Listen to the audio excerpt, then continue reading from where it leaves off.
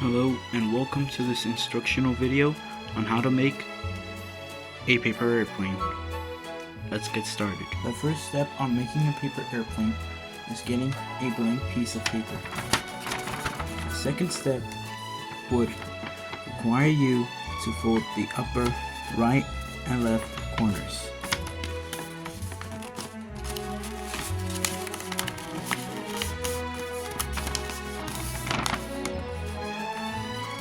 Now remember, you have to fold this 2 times.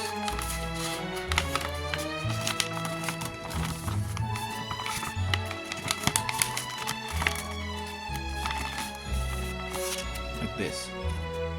Now the third step is to fold the paper like this.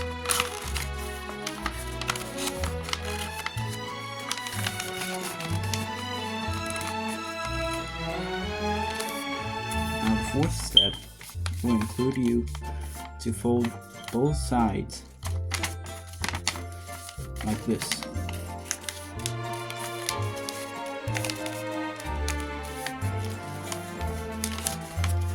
Now the other side.